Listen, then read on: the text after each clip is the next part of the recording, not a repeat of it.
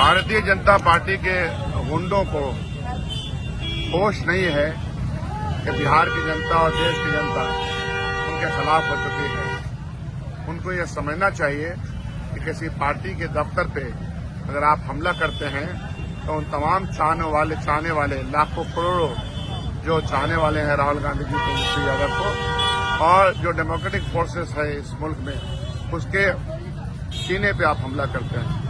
ये हमला नाकाबिले बर्दाश्त है और इसका प्रतिकार भी होगा। हम तो ये जानते हैं कि जब से भारतीय जनता पार्टी की सरकार बनी है उसकी विचारधारा मारपीट पे ही यकीन करती है। इसी जितनी भी भर्त्सना की जाए कम है। और उनको ये समझ में आएगा कि कांग्रेस पार्टी और कांग्रेस पार्टी के कार्यकर्ता ने भी कोई घर में बैठने का ही फैसला नहीं किया है। हमको आपने छेड़ा है तो आपको भी नहीं छोड़ेंगे, इस बात का यकीन होना चाहिए। हालांकि हम इसमें विश्वास नहीं करते हैं। हमले की शुरुआत आपने की है, ये देश की जनता देख रही है। ये भर्त्सना योग्य है और उस पर हम लोग इसको नाकाबिले बर्दाश्त वाकया, हम इसको बर्दाश्त नहीं करेंगे।